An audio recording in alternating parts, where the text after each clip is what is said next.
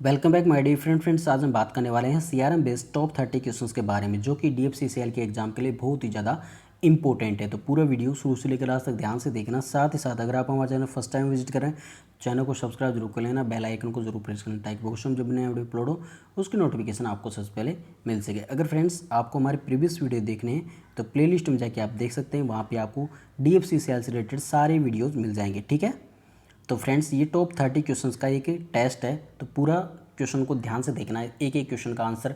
अगर आपको देखिए एक्सप्लेनेशन भी अगर आपको समझ में नहीं आता है तो भी आपको प्रत्येक क्वेश्चन का आंसर रट्टा मारना है बस। ठीक है, क्योंकि यहीं से आपके जो 12 क्वेश्चन यहाँ पे सीआरएम में पूछे जाएंगे, ठीक है, तो 12 के 12 क्वेश्चन यहीं से मिलने वाले हैं, तो प्रत्येक क्वेश्चन को ध्यान से सुनना है। ठीक है, तो चलिए स्टार्ट करते हैं पहले क्वेश्चन को। देखिए पहला क्वेश्चन यहाँ पे आपको दे रखा है। देखिए ये क्वेश्चन आपने बार बार देखा होगा, शायद बहुत बार देखा होगा। ठीक है, इस क्वेश्चन में पूछा गया है कि in a CRM system if the hypothetical rate is 1.0 then the survival rate at the end of third year is. देखिए यहाँ पे अगर सीआरएम सिस्टम के अंदर अगर हाइपोथेटिकल रेट 1.0 है, कहना मतलब पूरा 100% है। ये 1.0 का मतलब क्या होता है, पूरा 100%। ठीक है, अगर आपको हाइपोथेटिकल रेट 100% दे रखी है तो बोल रहा है कि सर्वाइवल रेट क्या होगी। तो देखिए फ्रेंड्स, सर्वाइवल रेट क्या होती है, गिवन टाइम, जो गिवन टाइम पीरियड होता है, ठीक है, उसके अंदर बचे हुए कस्टमर का प्रतिशत होता है सर्वाइवल रेट। अब यहाँ पे आपको दे रखा है हाइपोथेटिकल रेट 1.0 दे रखी है, तो यहाँ पे सर्वाइवल रेट भी क्या होगी, 100% ही होगी। कहना मतलब कि 1.0 ही होगी। क्यों? क्योंकि देखिए फ्रेंड्स, यहाँ पे कोई भी छोड़कर नहीं गया है। देखिए यहाँ पे हाइपोथेटिकल दे रखा है, इसका मतलब होता है कि जितने कस्टमर शुरू में जब कंपनी स्टार्ट होती है तो उस टाइम पे उसके कस्टमर कितने थे, तो वो आपको दे रखे हैं पूरे 100%। यहाँ पे ये नहीं बताया गया है कि कितने कस्टमर छोड़ के गए हैं, तो इसका मतलब है कि eight the end of third year के बाद में भी कस्टमर आपके उतने ही रहेंगे जितने पहले थे। ठीक है, तो यहाँ पे अगर यहाँ आंसर तो आपका क्या होगा, 1। कहने मतलब है कि देखिए 100% यहाँ पे आपका हाइपोथेटिकल रेट है, इसमें से 0% जो चरण रेट होती है, चरण रेट का मतलब होता है कि छोड़कर जाने वाले कस्टमर है ना, तो वो यहाँ पे क्या है, 0% है। तो 100 में से अगर हम 0 को माइनस करेंगे फ्रेंड्स यहाँ पे, तो कितना होगा, 100 ही तो आएगा। तो 100% को हम क्या बोलते हैं, 1.0 बोलते हैं। ठीक है, तो ये पूरा आंसर क्या हो जाएगा, यहाँ पे बी ऑप्शन हो जाएगा आपका 1.0। तो इस प्रकार से आपका आंसर होगा फ्रेंड्स यहाँ पे 1, है ना। अब यहाँ पे देखिए एक चीज़ आपको मैं बताता हूँ फ्रेंड्स, यहाँ पे देखिए अगर सपोज आपका हाइपोथेटिकल रेट 1.0 है, यहाँ से अगर मान लीजिए कि जैसे पूरा 100% यहाँ पे कस्टमर है शुरू में, अगर यहाँ से 10% कस्टमर छोड़ के चले गए eight the end of third year, है ना, 10% कस्टमर छोड़ के चले गए, तो यहाँ पे देखिए जो सर्वाइवल रेट है वो कितनी होगी, यहाँ पे 100 माइनस 10% कितना हुआ, 90%। अब 90% सर्वाइवल रेट है, कहने मतलब है कि 0.9 हो जाएगा, है ना। तो 0.9 यहाँ पे आपका आंसर होता तब। ठीक है, तो इस प्रकार से हम इसका आंसर निकालते हैं। यहाँ पे अगर हाइपोथेटिकल दे रखी है और चर्न रेट अगर नहीं दे रखी है, कहने मतलब कि छोड़कर जाने वाले कस्टमर अगर नहीं दे रखे हैं, तब आपका डायरेक्टली आंसर क्या होगा, यहाँ पे 1 होगा, है ना, अगर नहीं दे रखा है तो। ठीक है, तो यहाँ पे देखिए 1 दे रखी है अगर हाइपोथेटिकल रेट, और पूछा रहा है कि सर्वाइवल रेट कितनी होगी, survival rate at the end of third year, तो थर्ड ईयर के बाद में सर्वाइवल रेट पूरी 100% रहेगी, क्योंकि यहाँ पे कोई भी कस्टमर छोड़ के नहीं गया है। तो इस प्रकार से इस क्वेश्चन को सोल्व करते हैं, और मुझे लगता है फ्रेंड्स ये क्वेश्चन आपके एग्जाम में आने वाला है। इस प्रकार से नहीं आया तो अलग तरीके से आएगा, छोड़कर जाने वाले कैंडिडेट के हिसाब से आएगा, कस्टमर के हिसाब से आएगा ना, तो आपको सोल्व करना है जैसे मैंने आपको बताया उस प्रकार से आपको सोल्व करना है। ठीक है, चलिए आई होप सभी को आंसर समझ में आ गया होगा, और यहाँ पे आंसर क्या होगा, बी ऑप्शन 1.0, है ना। नेक्स्ट क्वेश्चन यहाँ पे आपसे पूछा गया है, देखिए फ्रेंड्स यहाँ पे the dendrogram tool is a tool used in CRM in conjunction with which of these methodologies. अब यहाँ पे बोला गया है कि जो डेंड्रोग्राम टूल है जो कि सीआरएम के अंदर यूज किया जाता है वो किस मैथडोलॉजी पर बेस्ड है, ये आपसे पूछा गया है यहाँ पे, है ना। तो यहाँ पे 4 ऑप्शन आपके सामने देख रहे हैं, दे रखे हैं यहाँ पे, ना, तो आपको आंसर बताना है। वैसे अगर आपने मेरे प्रीवियस वीडियो देखे हैं, मैंने पढ़ाया था पहले, अगर वो देखे होंगे तो आपको आंसर डायरेक्टली पता होगा कि इसका आंसर क्या होगा। तो देखिए पहले आपको मैं एक चीज़ बता देता हूँ फ्रेंड्स, यहाँ पे आंसर तो मैं बताता हूँ थोड़ी देर में, लेकिन उससे पहले मैं आपको बता देता हूँ जो डेंड्रोग्राम टूल है उसमें क्या होता है। इसके अंदर क्या होता है कि डेंड्रोग्राम का जो यूज है वो होमोजेनियस स्कीम को दर्शाने के लिए किया जाता है। कहना मतलब जो समझात स्कीम होती है, एक जैसी स्कीम होती है ना, उनको दर्शाने के लिए डेंड्रोग्राम का यूज किया जाता है। ठीक है, तो जो डेंड्रोग्राम टूल है वो कौन सी मैथडोलॉजी को फॉलो करता है, ये आपसे क्वेश्चन पूछा गया है। तो देखिए ये फॉलो करता है क्लस्टर एनालिसिस को, तो यहाँ पे आंसर क्या होगा आपका, सी ऑप्शन, क्लस्टर एनालिसिस। अब इसमें क्लस्टर एनालिसिस में क्या होता है फ्रेंड्स, सपोज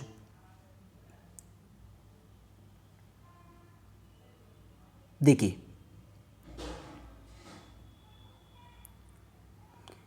ये आपका कोई चार्ट दे रखा है ना, और यहाँ पे दे रखा है पी क्यू और एस टी यू, ठीक है, इस प्रकार से कुछ दे रखा है ना।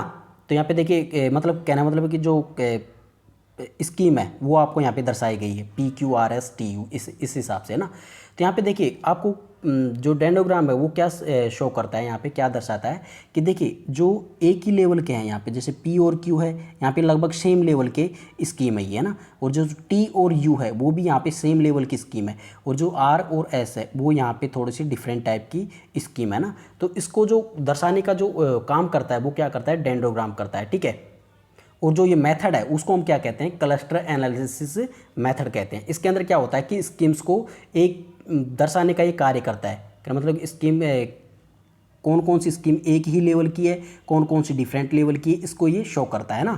तो इसमें देखिए फ्रेंड्स, अब जो अब हम इसको जो क्लस्टर एनालिसिस है उसके हिसाब से अगर हम इसको शो करेंगे, तब देखिए यहाँ पे पी और क्यू जो आपको मैंने बताया था ना वो एक लेवल में आएगा, ठीक है। उसके बाद में आपका बात करते हैं आर अलग लेवल में आएगा, फिर उसके बाद में बात करते हैं हम एस अलग लेवल में आएगा, उसके बाद में बात करते हैं हम टी और यू जो कि एक ही लेवल पे हैं, तो टी और यू एक साथ आएंगे। इस प्रकार से क्लस्टर एनालिसिस मेथड काम करता है, मतलब कि जो स्कीम होती है एक ही लेवल की जो स्कीम होती है उसको एक साथ ये डिनोट करता है।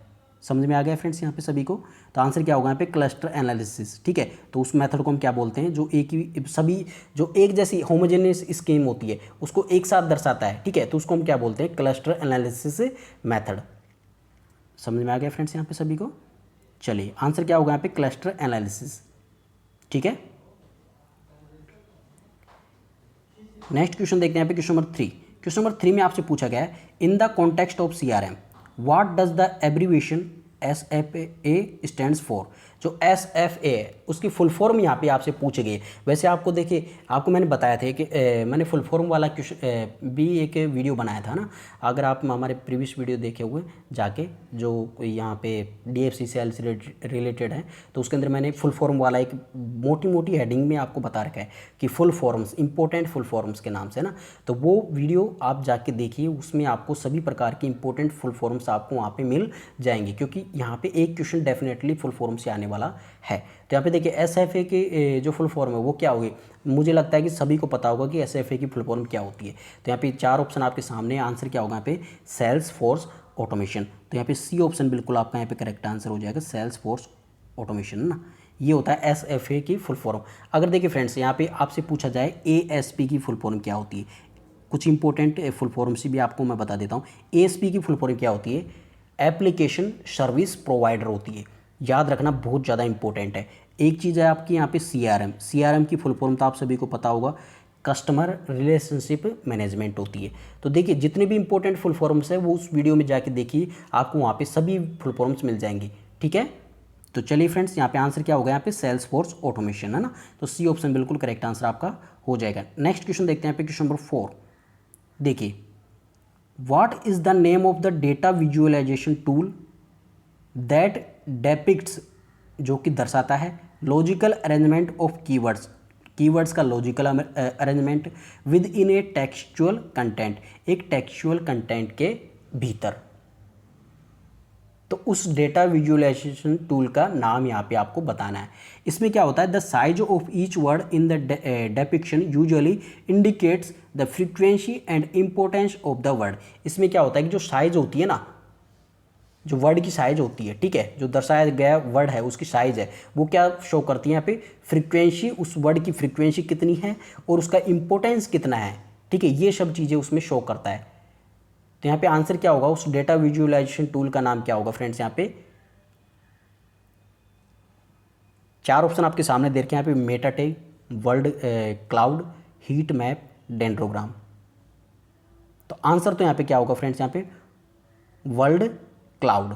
तो बी ऑप्शन बिल्कुल यहाँ पे आपका करेक्ट आंसर हो जाएगा। लेकिन मैं आपको बताता हूँ यहाँ पे मेटा टैग में क्या होता है। मेटा जो टैग होता है फ्रेंड्स, ये इसमें क्या होता है, किसी पेज की संपूर्ण जानकारी को शॉर्ट फॉर्म में दर्शाने के लिए पेज में टॉप हेड पर यूज किया जाता है मेटा टैग। जो वर्ड क्लाउड है वो कहाँ पे यूज होता है? किसी प्रोडक्ट को एक सिंगल वर्ड से रिप्रेजेंट करना या फिर प्रोडक्ट की इंपॉर्टेंस को संक्षेप में रिप्रेजेंट करना ही वर्ल्ड क्लाउड कहलाता है। जो यहाँ पे हीट मैप है, हीट मैप क्या होता है फ्रेंड्स? यहाँ पे यह डेटा का एक ग्राफिकल रिप्रेजेंटेशन होता है। इसमें क्या होता है? डिफरेंट वैल्यूज को रिप्रेजेंट करने के लिए कलर कोडिंग का यूज किया जाता है हीट मैप के अंदर। और जो डेंड्रोग्राम है ये तो मैंने आपको पहले बता ही दिया है, ये एक प्रकार का ट्री डायग्राम है जो कि सिमिलर टाइप के डेटा को रिप्रेजेंट करता है। मैंने आपको बताया था ना फ्रेंड्स अभी थोड़ी देर पहले डेंड्रोग्राम में, जिसके हम क्लस्टर एनालिसिस मेथड भी बोलते हैं। इसमें क्या होता है कि एक सेम प्रकार का जो डेटा होता है, ठीक है, उसको ये रिप्रेजेंट करता है। ठीक है फ्रेंड्स, सेम प्रकार का डेटा या फिर स्कीम्स को, है ना, याद रखना इंपॉर्टेंट है। तो आंसर क्या होगा यहाँ पे? B, world cloud. ठीक है, नेक्स्ट क्वेश्चन देखते हैं यहाँ पे question number 5। Name the founder chairman of one of the world's largest CRM companies salesforce.com। तो जो salesforce.com जो वर्ल्ड की लार्जेस्ट CRM कंपनी है उसके चेयरमैन का नाम आपसे यहाँ पे पूछा गया है। 4 ऑप्शन आपके सामने दे रखे हैं, आपको आंसर बताना है। अगर नहीं आता है तो हम बताते हैं ना फ्रेंड्स, यहाँ पे हम बैठे हैं आपके लिए, है ना। तो अगर आपको आता है तो नीचे कमेंट बॉक्स में लिखकर बताइए फ्रेंड्स। हाँ, और देखिए फ्रेंड्स, लाइक कमेंट और शेयर जरूर होना चाहिए प्लीज़। आपके लिए मैंने सच्ची में बहुत मेहनत की है, आप सभी को पता है कि मैंने कितनी मेहनत की है। पहले भी मैंने आपको बहुत ही शानदार तरीके से पढ़ाया था। और हाँ, मैं एक गारंटी देता हूँ, जो मैं पढ़ाता हूँ उससे बाहर कभी भी नहीं जाता है। ये मेरा आप ये मान लीजिए मुझे गॉड गिफ्ट है या फिर मेरा एक्सपीरियंस है, कुछ भी मान लीजिए, लेकिन जो मैं बताता हूँ वो उससे बाहर क्वेश्चन कभी जाता ही नहीं है। अभी का लेटेस्ट का जो आपको मैं जो लास्ट के 4-5 महीने इसका एक्सपीरियंस बता दूं तो लगभग जो मैंने बताया उसमें से 95% क्वेश्चंस एग्जाम में डायरेक्टली एग्जाम में आए हैं। ठीक है, तो देखिए यहाँ पे आंसर क्या होगा फ्रेंड्स? यहाँ पे देखिए जो यहाँ पे salesforce.com है, इसके चेयरमैन कौन है? 4 ऑप्शन आपके सामने। तो आंसर क्या होगा फ्रेंड्स? यहाँ पे मार्क बेनियोफ। ठीक है, तो यहाँ पे डी ऑप्शन बिल्कुल करेक्ट आंसर हो जाएगा, मार्क बेनियोफ, जो कि salesforce.com के क्या है? फाउंडर है। अगर आपसे यहाँ पे पूछा जाए फ्रेंड्स, यहाँ पे salesforce.com का हेडक्वार्टर कहाँ पे है? ये कहाँ पे? San Francisco. ठीक है, याद रखना, बहुत ज़्यादा इंपॉर्टेंट है। सैन फ्रांसिस्को में इसका हेडक्वार्टर है, जो कि कैलिफोर्निया में स्थित है। ठीक है फ्रेंड्स, याद रखना, बहुत ज़्यादा इंपॉर्टेंट है, एग्जाम में डायरेक्टली पूछा जाएगा। salesforce.com बहुत ज़्यादा बार पूछा जाता है एग्जाम के अंदर। ठीक है, तो यहाँ पे देखिए इसका हेडक्वार्टर कहाँ पे? सैन फ्रांसिस्को में, जो कि कहाँ पे स्थित है? कैलिफोर्निया में स्थित है। ठीक है, अब आपको मैं कुछ इंपॉर्टेंट और फाउंडर बता देता हूँ। कुछ इंपॉर्टेंट CRM है, उनके भी मैं आपको फाउंडर बता देता हूँ। एक होता है देखिए एप्टिवो,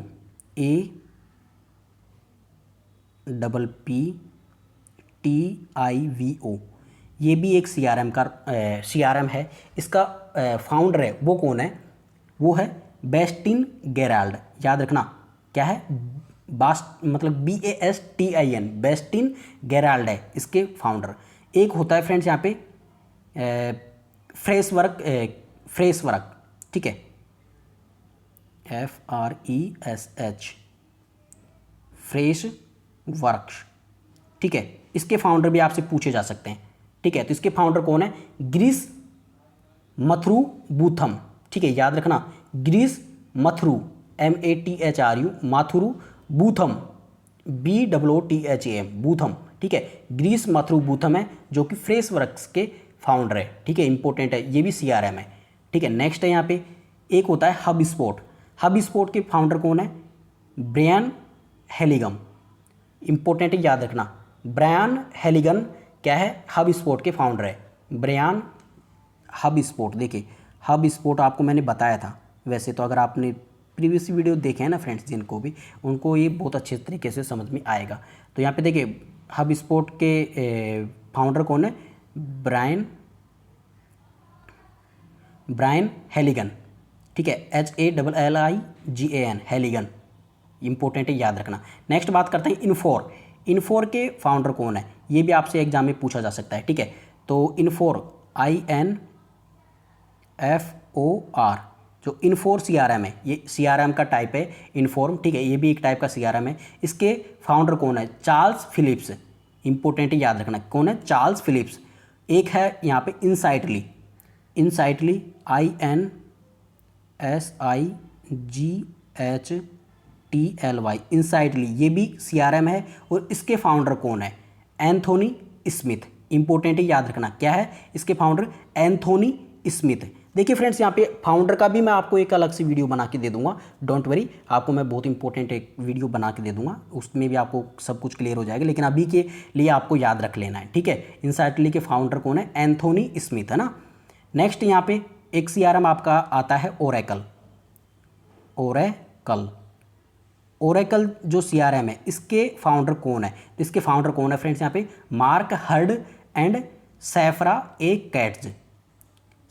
ए केट्स और मार्क हर्ड, ये दो इसके फाउंडर है। मार्क हर्ड तो एक आदमी है और सैफरा ए केट्स है जो एक औरत है, ये आपको याद रखना है, ठीक है।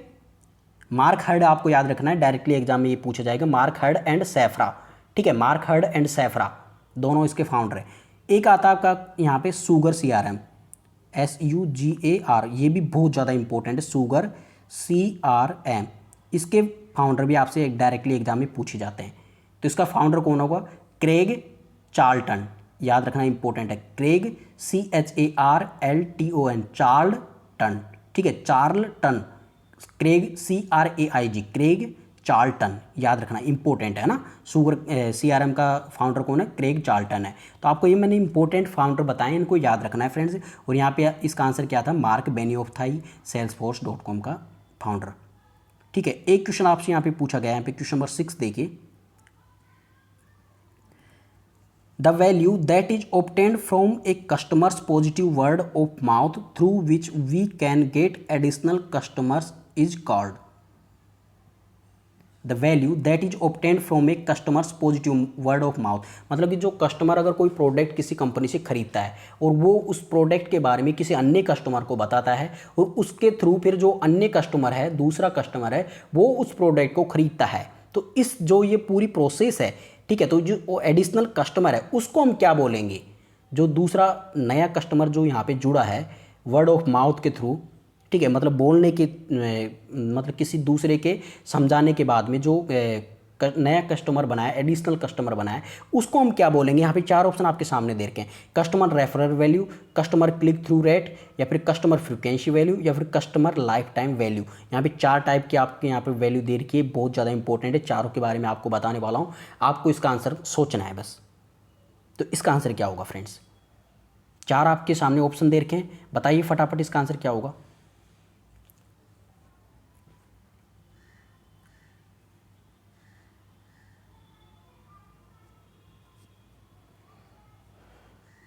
आई होप सभी को आंसर पता चल गया होगा इसका आंसर क्या होगा। यहाँ पे इसका आंसर होगा friends customer referral value. First option आपका यहाँ पे करेक्ट आंसर हो जाएगा, कस्टमर रेफरल वैल्यू, ठीक है। तो फर्स्ट ऑप्शन यहाँ पे बिल्कुल करेक्ट आंसर हो जाएगा। अब आपको मैं बताता हूँ इन चारों के बारे में। देखिए कस्टमर फ्रीक्वेंसी वैल्यू क्या होती है फ्रेंड्स, यहाँ पे पहले मैं आपको सी के बारे में बताता हूँ। कस्टमर फ्रीक्वेंसी वैल्यू, किसी ऑर्गेनाइजेशन से कोई कस्टमर जितनी ज़्यादा बार परचेज करता है उसे हम कस्टमर फ्रीक्वेंसी वैल्यू कहते हैं। इसका दूसरा नाम अगर आपने सुना होगा, यहाँ पे तीसरे नंबर की बात कर रहे हैं यहाँ पे कस्टमर फ्रीक्वेंसी वैल्यू के बारे में ना, तो यहाँ पे देखिए इसका दूसरा नाम क्या होता है? RFM। आंसर तो इसका फर्स्ट ऑप्शन है फ्रेंड्स, यहाँ पे ना आंसर क्या है? First option, customer referral value, है ना। अब आपको मैं बता रहा हूँ इन सब के बारे में एक एक करके। यहाँ पे देखिए सबसे पहले मैं आपको बता रहा हूँ कस्टमर फ्रीक्वेंसी वैल्यू के बारे में। तो कस्टमर फ्रीक्वेंसी वैल्यू के अंदर क्या होता है? किसी ऑर्गेनाइजेशन कोई कस्टमर जितनी बार परचेज करता है उसे हम कस्टमर फ्रीक्वेंसी वैल्यू कहते हैं। दूसरा इसका नाम क्या होता है? RFM। RFM का मतलब क्या होता है? Recency frequency monetary value. RFM method आपने देखा होगा, ठीक है। तो जो RFM बोर्ड है उसको हम क्या बोलते हैं? रिसेंसी फ्रीक्वेंसी मॉनिटरी, ठीक है। रिसेंसी फ्रीक्वेंसी मॉनिटरी, डायरेक्ट इसका फुल फॉर्म पूछा जाता है, इंपॉर्टेंट है, याद रखना ना, रिसेंसी फ्रीक्वेंसी मॉनिटरी। इसके अंदर भी बताऊंगा मैं आपको क्या क्या चीज़ें इसके अंदर होती है। नेक्स्ट क्वेश्चन में आपका आने वाला है, इसके पूरी डेफिनेशन आपको मैं बताऊंगा। तो इसका दूसरा नाम होता है कस्टमर फ्रीक्वेंसी वैल्यू का दूसरा नाम क्या होता है? RFM होता है। इसके अंदर क्या होता है? किसी भी ऑर्गेनाइजेशन कोई कस्टमर जितनी बार ज़्यादा बार परचेज करता है, ठीक है, तो उसका ये रिकॉर्ड रखता है, ठीक है। नेक्स्ट बात करते हैं यहाँ पे कस्टमर लाइफ टाइम वैल्यू, ठीक है। यहाँ पे फोर्थ ऑप्शन है आपका कस्टमर लाइफ टाइम वैल्यू। इसके अंदर क्या होता है?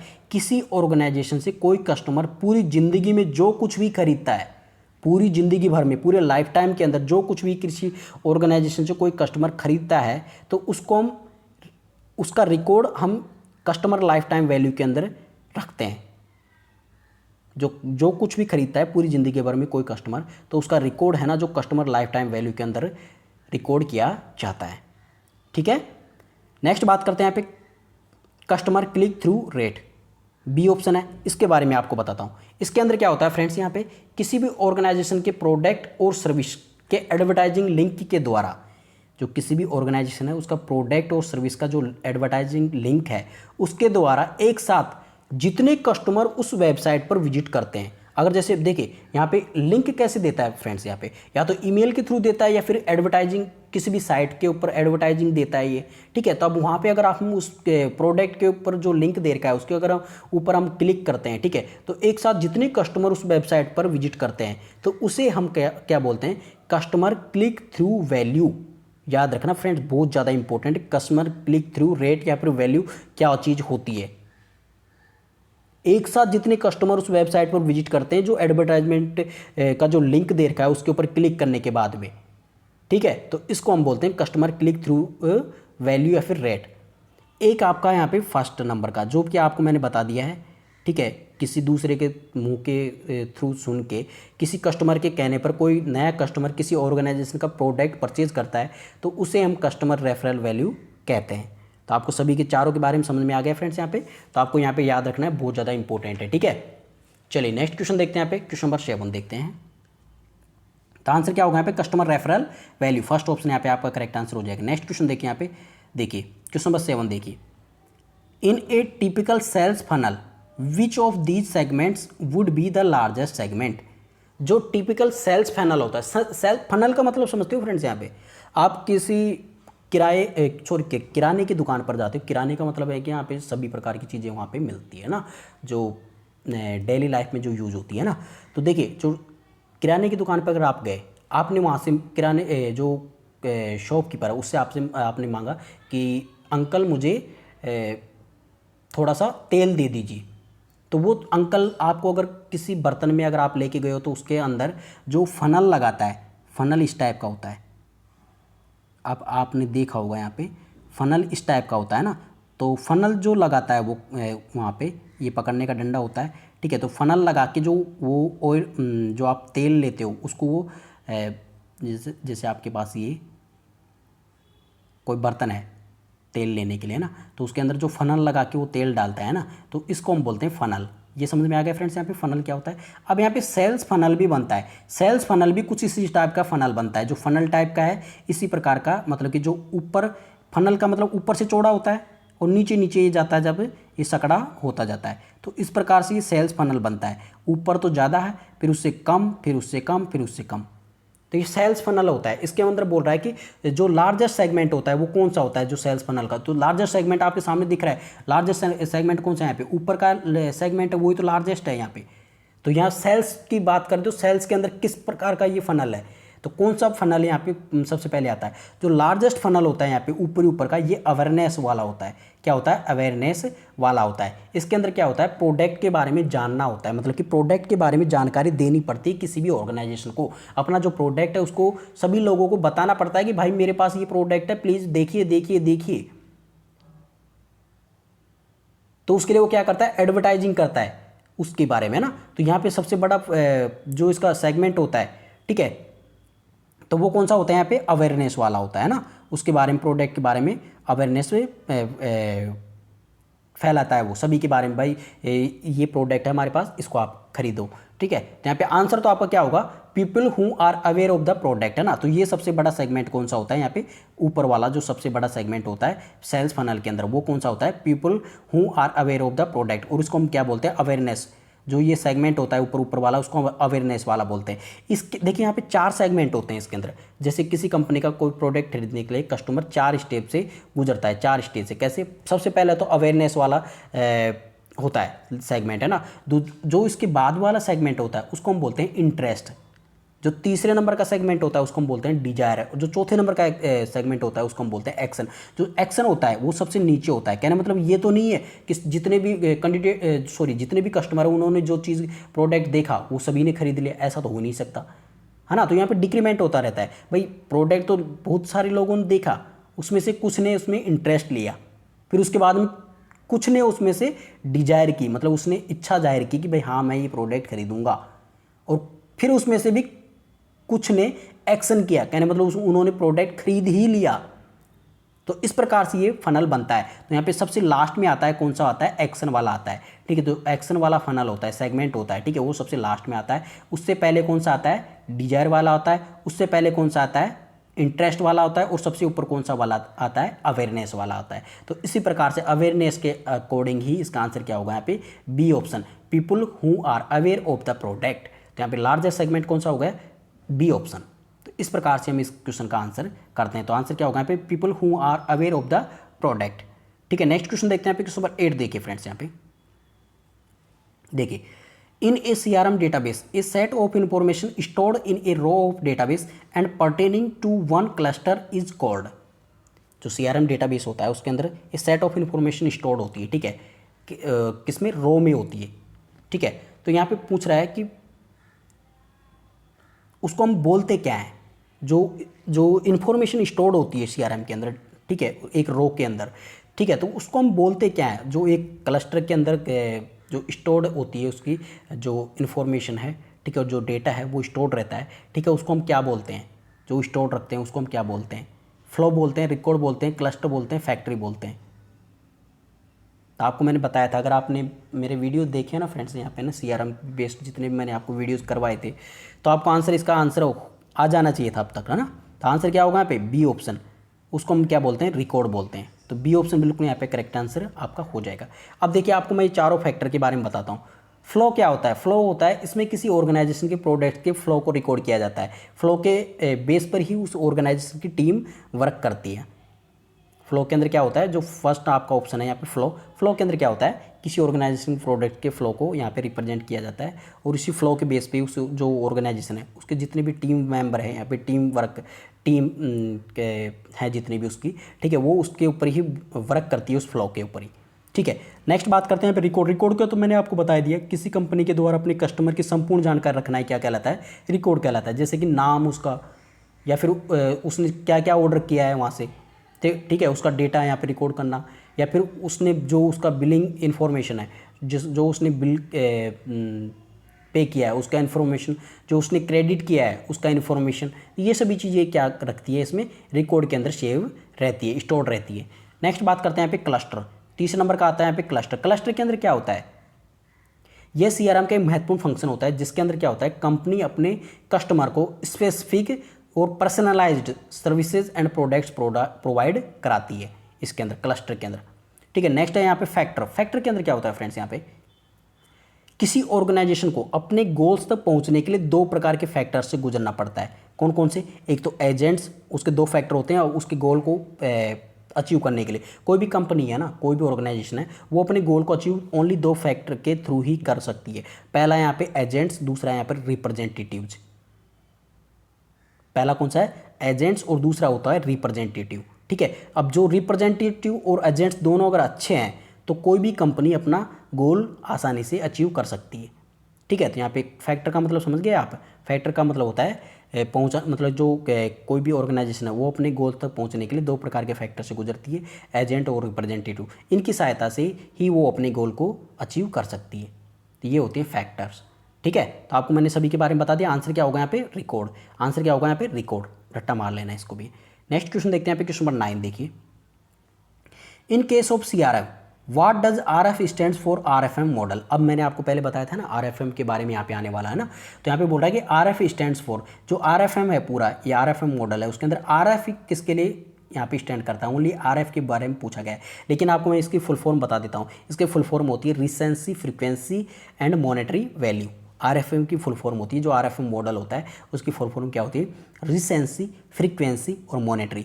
अब देखिए यहाँ पे रिसेंसी क्या मतलब क्या होता है, जो यहाँ पे देखिए इसका RF का स्टैंड फॉर रिसेंसी फ्रीक्वेंसी है ना। तो यहाँ पे फर्स्ट ऑप्शन बिल्कुल आपका यहाँ पे करेक्ट आंसर हो जाएगा, रिसेंसी फ्रीक्वेंसी। अब रिसेंसी यहाँ पे पहला वर्ड है यहाँ पे रिसेंसी। रिसेंसी का मतलब क्या होता है फ्रेंड्स, यहाँ पे कस्टमर द्वारा हाल ही में खरीदा गया प्रोडक्ट। रिसेंसी मतलब अभी हाल ही में कोई कस्टमर अगर कोई प्रोडक्ट खरीदा है किसी भी ऑर्गेनाइजेशन या किसी कंपनी से, तो उसको हम बोलते हैं रिसेंसी। दूसरा यहाँ पे आपका फ्रीक्वेंसी।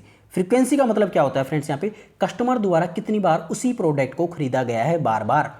फ्रीक्वेंसी का मतलब होता है कस्टमर द्वारा कितनी बार उसी प्रोडक्ट को खरीदा गया है। नेक्स्ट है आपका मॉनेटरी।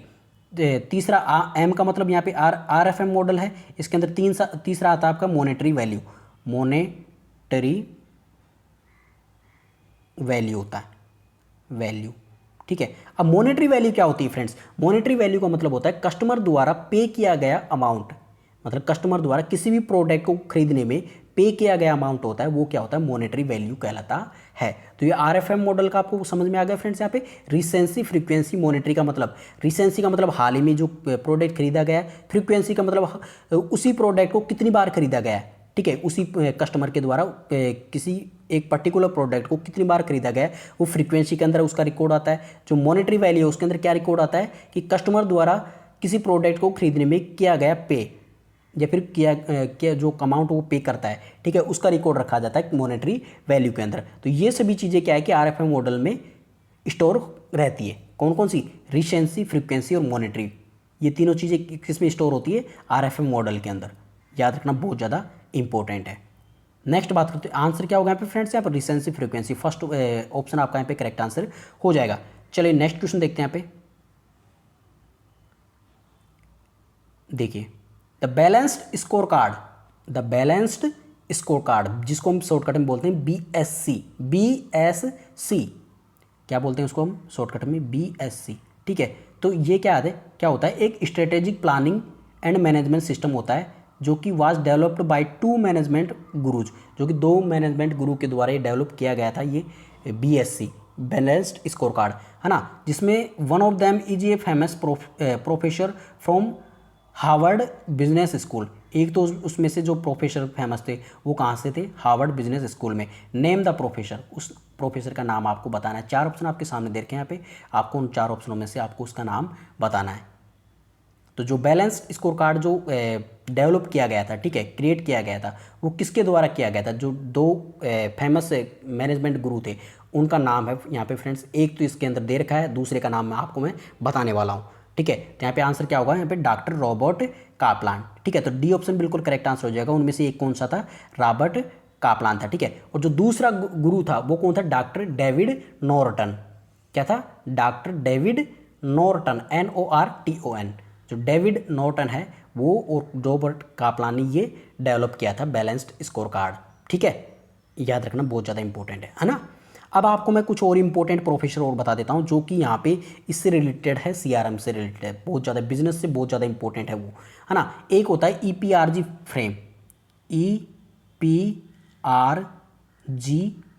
फ्रेमवर्क। जो EPRG फ्रेमवर्क है वो किसके द्वारा क्रिएट किया गया था या फिर डेवलप किया गया था? यहाँ पे आप सोच रहे होंगे कि EPRG की फुल फॉर्म क्या होती है? EPRG की फुल फॉर्म होती है E for ethnocentric, ETHNO, ethnocentric. E का मतलब होता है इथनोसेंट्रिक, पी का मतलब क्या होता है? Polycentric, POLY, polycentric, CENTRIC, centric का मतलब क्या होता है? Centric, CENTRIC। तो पॉलीसेंट्रिक, इथनोसेंट्रिक, आर का मतलब क्या होता है? Regiocentric, REGIO, regiocentric. G का मतलब क्या होता है? Geocentric, GEO centric, CENTRIC, centric, है ना। तो देखिए यहाँ पे EPRG के जो क्रिएट किया गया था फिर डेवलप किया गया था वो किसके द्वारा किया गया था? तो EPRG डेवलप किया गया था Howard V Perlmutter, Howard V Perl, PERLMUTER, Howard V Perlmutter और वाइंड एंड डगलस द्वारा। और ये कब डेवलप किया गया था? 1969 में ये डेवलप किया गया था, 1969 में। इंपॉर्टेंट याद रखना, ठीक है। 1969 में डेवलप किया गया था। कौन कौन थे इसमें? हार्वर्ड वी पर्म्यूलेटर और वाइंड एंड डगलस, 3 जने इसमें शामिल थे, ठीक है। एक हम आपको बताते हैं फ्रेंड्स यहाँ पे BCG मैट्रिक्स फ्रेमवर्क होता है, है ना। तो ये भी बिजनेस के अंदर बहुत ज़्यादा इंपॉर्टेंट होता है। तो ये किसके द्वारा क्रिएट किया गया था? BCG की फुल फॉर्म होती है बोस्टन काउंसलिंग ग्रुप, और ये इसी के द्वारा क्रिएट किया गया था, Boston consulting group, Boston consulting group के द्वारा, ठीक है। बोस्टन कंसल्टिंग ग्रुप के द्वारा ये क्रिएट किया गया था। इंपॉर्टेंट याद रखना। एक आता है यहाँ पे वाल्स, WALS, वाल्स, ये भी एक फ्रेमवर्क होता है, ठीक है। ये किसके द्वारा डेवलप किया गया था? ये डेवलप किया गया था अर्नोल्ड मिचेल के द्वारा, ARNOLD, Arnold Mitchell, MITCHELL Mitchell के द्वारा कब किया गया था? 1978 में। ठीक है, तो 1978 में ये डेवलप किया गया था वाल्स। अब वाल्स की फुल फॉर्म क्या होती है यहाँ पे फ्रेंड्स? वी का मतलब होता है वैल्यूज, वी का मतलब होता है वैल्यूज, ए का मतलब होता है एटीट्यूड्स, एटीट्यूड होता है ना, एटीट्यूड, जो ए का मतलब होता है एटीट्यूड, एल का मतलब क्या होता है? लाइफ स्टाइल, एल एस का मतलब life, L for life and S for styles, है ना, जो लाइफ स्टाइल्स होती है एल एस होता है, वी का मतलब क्या होता है? Values, attitudes and life style, इसकी फुल फॉर्म होती है। और ये इसको किसने डेवलप किया था? अर्नोल्ड मिचेल ने डेवलप किया था। कब किया था? 1978 में। तो आपको ये रट्टा मारना है फ्रेंड्स यहाँ पे, ना। तो देखिए जो आपका एक क्वेश्चन था यहाँ पे, जो बैलेंस्ड स्कोर कार्ड है उसके जो यहाँ पे रॉबर्ट कापलान, आपका यहाँ पे करेक्ट आंसर हो जाएगा रॉबर्ट कापलान। तो ये फ्रेंड्स ये टॉप 10 क्वेश्चन आपको मैं आज करवा रहा हूँ क्योंकि बहुत ज़्यादा टाइम हो गया है। अगर मैं आगे भी क्वेश्चन करवाऊंगा तो बहुत ज़्यादा टाइम इसमें लगने वाला है। ठीक है फ्रेंड्स, तो इसी प्रकार से मैं आपको प्रत्येक क्वेश्चन को बहुत ही शानदार तरीके से बताने वाला हूँ। तो चैनल पर बने रहना, चैनल को सब्सक्राइब कर लेना, बेल आइकन को प्रेस कर लेना, ताकि जब भी इसका नेक्स्ट वीडियो आएगा, ठीक है, पूरी 30 क्वेश्चन आपको करवाऊंगा। और ये 30 क्वेश्चन अगर आपने एक बार देख लिया ना फ्रेंड्स, तो एक भी क्वेश्चन आपका यहाँ पे एग्जाम में छूटेगा नहीं, गारंटी है इस बात की। ठीक है फ्रेंड्स, तो आई होप फ्रेंड्स आज की वीडियो आप सभी को पसंद आई होगी। वीडियो पसंद आया तो उसको लाइक, कमेंट और शेयर प्लीज़ जरूर करना। चैनल पे फर्स्ट टाइम विजिट करें तो चैनल को सब्सक्राइब करना मत भूलना। तो चलिए फ्रेंड्स, मिलते हैं अगली वीडियो के साथ, तब तक take care and God bless you all, bye.